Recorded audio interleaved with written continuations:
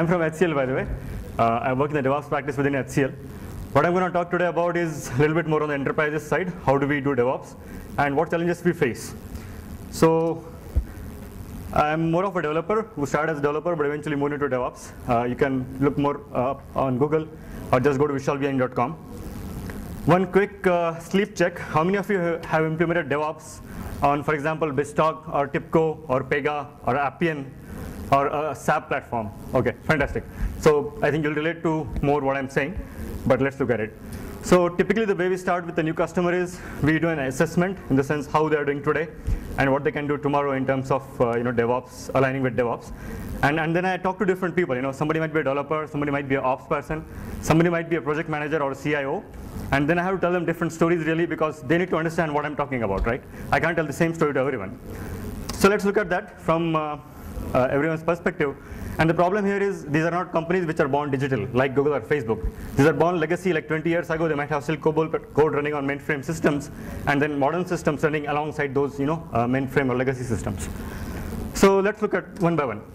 So when I talk to a developer, I tell them what is important for you is to build frequently, build in smaller chunks, build quality code which has high test coverage and which enforces certain quality standards with tools like Sonar or Findbugs or Jacoco, whatever the tools might be on their platform.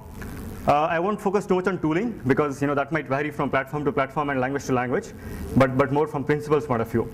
And very importantly, they need to focus on collaborating beyond their walls of development towards the operation side, how things get deployed, what does the deployment architecture look like, and what is the impact of my code change on a deployment architecture.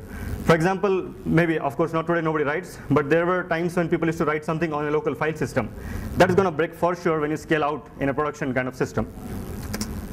When I talk to build or release kind of engineer, I tell them about artifact management and continuous delivery.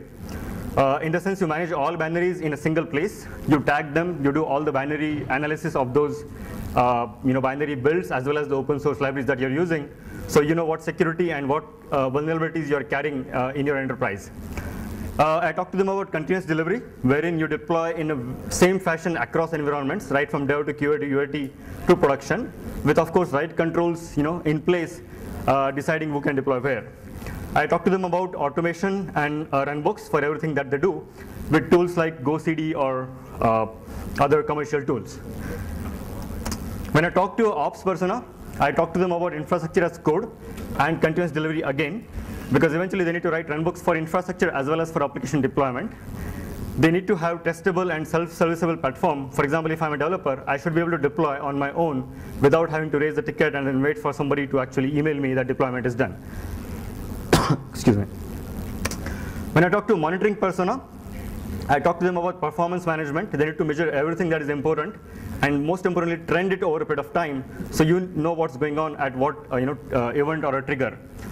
And not only monitoring at server level or infrastructure level, but at application level. For example, platforms like Spring Boot or Doc Wizard allow you to build health checks into application at service level. I talked to them about log management. Don't look at logs manually and with your eyes. We are living in the world of Google, not in the world of notebooks. So collect all of your logs into a central place, run analytics on top of them using tools like Elasticsearch or Splunk, and visualize them for the data that matters to you. Now lastly, when I talk to a PM or a CIO or an exec person, I tell them you need to do all of the above, plus continuous improvement, plus you need to have feedback loops in your enterprise. And of course, whatever I don't know, I don't tell them, because I'm still learning, but thanks for listening.